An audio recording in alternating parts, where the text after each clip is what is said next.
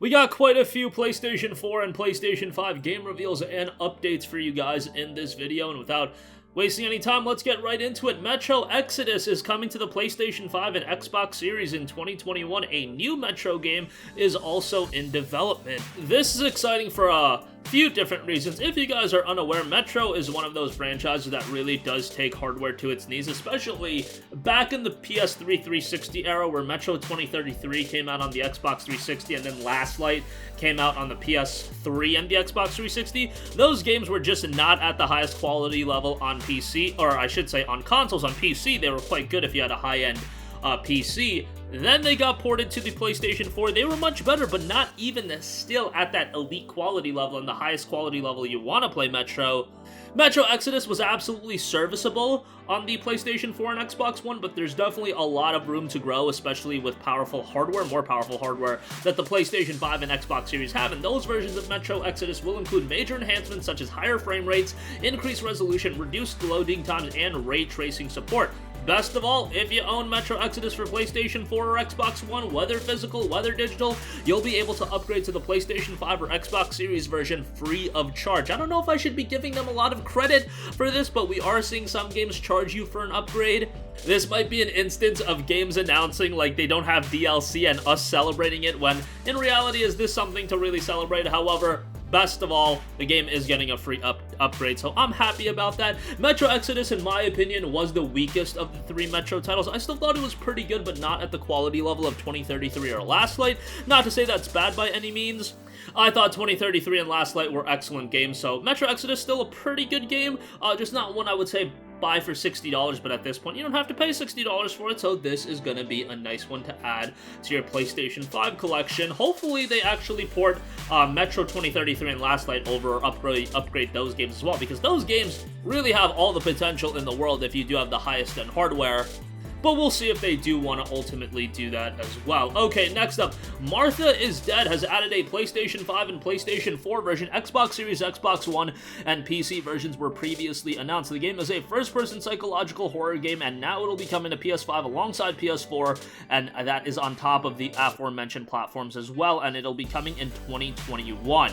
The game has a Steam page, and here is what it lists. From the creator of The Town of Light comes Martha is Dead, a first-person psychological thriller that combines a disturbing and dreamlike tones with a mix of history, superstition, and psychological distress. Set in Tuscany in 1944, amid the brutality of the Second World War as the conflict intensifies between Germany, its Axis power allies, and the allied forces of the United States, United Kingdom, and its empire. The body of a woman has been found drowned and desecrated at the side of a lake. Martha is dead, and now her twin sister must deal with the fallout from her murder. The acute drama of loss, all whilst the horror of war draws ever closer. From the developer LKA, Martha is Dead is exploration of lost relationships and the psychological undertones of a dark period of history through the eyes of a young woman who seeks truth, but who also has secrets of her own to hide. Martha is Dead is created with Unreal Engine 4 to deliver an incredible visual experience that blurs the boundaries between gaming and reality, bringing next-generation visuals and gameplay to PC consoles in 2021. I'm becoming more and more of a fan of horror titles. This one definitely does look pretty, what's the word, like atmospheric. Like, definitely has a very, very dark look to it. Just looking at the game, it actually reminds me a little bit of the presentation of A Plague Tale: Innocence. Like, this game looks incredibly high quality in terms of visual representation, and its presentation looks like it's at a very high level. We'll see how it turns out, as it is coming in 2021. Next up, we have Sword of the Necromancer. That is going to be coming January 28th of 2021. This was actually scheduled of December of this year, and it'll be coming to PlayStation 4, Xbox One, and PC via Steam, also on Nintendo Switch. PlayStation 5 and Xbox Series versions will follow at a later date, so it'll be cool to get it on that as well. Not like this game needs the power of the PlayStation 5 by the looks of it. It looks like a pretty old school style game, but it does look quite good at the same time.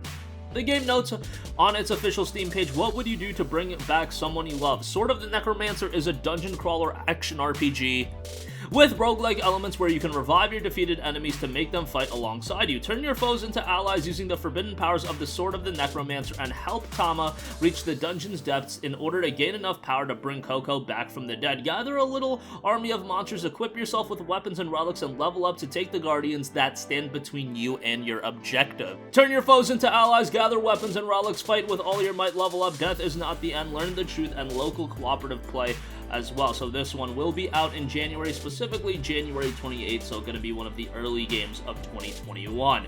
Next up, we have Unto the End, I should say. It launches December 9th for PlayStation 4, Xbox One, PC, and Stadia. December 17th for the Nintendo Switch. It's a cinematic platformer or combat adventure game, and looks pretty good. Unto the End is a handcrafted cinematic platformer about a desperate journey home. Master combat through the improvisation and observation in intense sword fights. Spot opportunities to use artifacts and trade items in adventure told through your actions. How will you make it home? Game has a very, very reminiscent art style of something like, I kind of want to say Limbo, but not really Limbo. There's a mobile game that I totally forget. I'm forgetting the name of that. This game is really reminding me. If I remember it, I'll leave it in the comment section, but this definitely draws resemblances to a game, but I definitely like the art style. The art style is awesome in this game. It's got a 2D look to it. Coloring looks really solid, and definitely from that standpoint, I'm liking what I'm seeing here.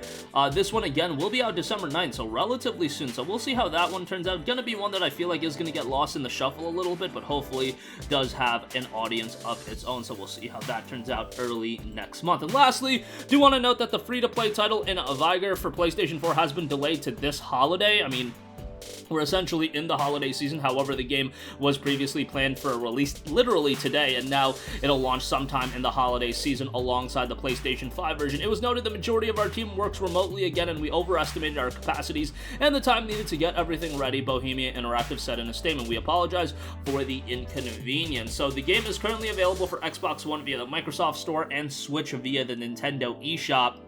And it's a free-to-play shoot and loot game where you build the shelter in post-war Norway. The nuclear war is over, Europe is devastated, Norway has become the last stand. You start as a nameless outlander, but who will you become? No time for uncertainty. So this is a free-to-play title. You know, it's by Bohemia, which is a pretty notable developer. We'll see how it turns out, as it will be a PlayStation 4 and PlayStation 5 release, and it will be absolutely free, so maybe one you'll want to check out. And it won't cost you a penny unless you do get super into it. I'm sure you can spend money on it ultimately if you would desire. But that's going to conclude this video. Again, excited about the release of Metro Exodus on Next Generation. I think that's going to be quite good. Martha is Dead. Pretty cool horror game there. Sword of the Necromancer, Unto the End, and Vigor. A lot of interesting titles that are coming to the PlayStation 4 and PlayStation 5. Probably not games that, you know, are at the top of your priority list, but hey, Metro Exodus I think is going to be pretty nice on next gen. That's going to wrap up this video. Sound off with all of your thoughts in the comment section down below. Thank you for watching, and goodbye. Hey guys, we hope you enjoyed the video, and if you did, make sure to hit the subscribe button, and if you're already subscribed, do us a favor and hit the bell icon. This way you'll be notified whenever we post a new video. That's the best way to keep up with all of our uploads, and we usually try to upload 2 videos a day. And with the bell icon hit, you'll be notified whenever we do upload a video. As always, thanks for watching.